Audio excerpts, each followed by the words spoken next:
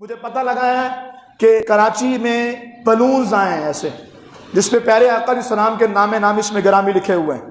ہماری باضابطہ اداروں سے بات ہو چکی ہے، میں آپ کو بھی کہہ رہا ہوں، لائیو بھی کہہ رہا ہوں، کسی بھی جگہ پر ایسے بلونز بکتے ہوئے نظر آئیں فوراً ایف آئی آر کٹوائیے، اور اگر ایف آئی آر نہیں کٹوا سکتے تو ہمیں پتہ بتائیے، مجھے بتا دیجیے، اس مسجد میں آ کے پتہ بتائیے مناظر صاحب اس دکاندار نے حضور کے نام والے بلونز بانٹے۔ میں نے کہا مر جاؤ تم، سرکار کی غیر گستاخی کرے تو ہم کہتے ہیں کہ یار امت کی غیرت کا جنازہ نکل گیا، اس سے بڑا جنازہ اور کیا ہوگا؟ امتی نبی کا نام بلون پہ لکھ کے پھلا رہا ہے، بچے پیر مار رہے ہیں، زمین پہ گر رہا ہے۔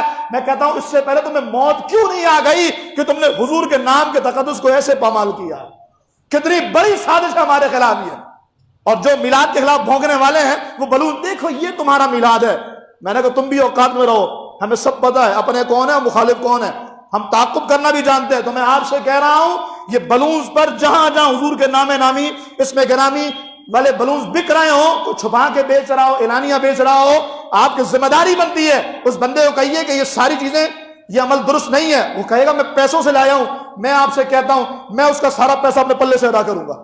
وہ کہتا میرا نقصان ہو جائے گا اس بلون کو نہ بیچنے پر، تو میں اپنے پاس سے اس کے سارے پیسے ادا کروں گا اور انشاءاللہ اس کا نقصان نہیں ہونے دوں گا، اللہ نے چاہا تو انشاءاللہ۔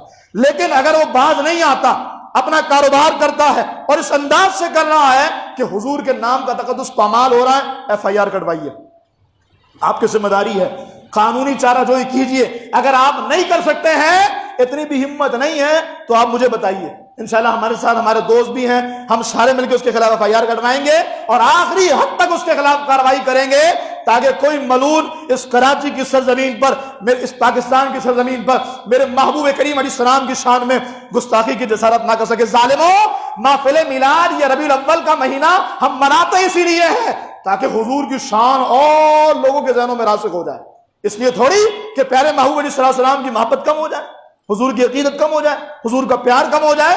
تو اس لیے میں آپ سے کہوں اس بات کا سختی سے نوٹ لیں گے انشاءاللہ۔ ہاں، جہاں بھی جائیے بیج خریدنے کچھ بھی، اس کو دیکھیے اور اس کا نوٹس لیجئے۔ میرا ایمان کہتا ہے اگر آپ نے اس عمل پر توجہ کی تو یہ ہمارے لیے سرمایہ حیات بن جائے گا انشاءاللہ۔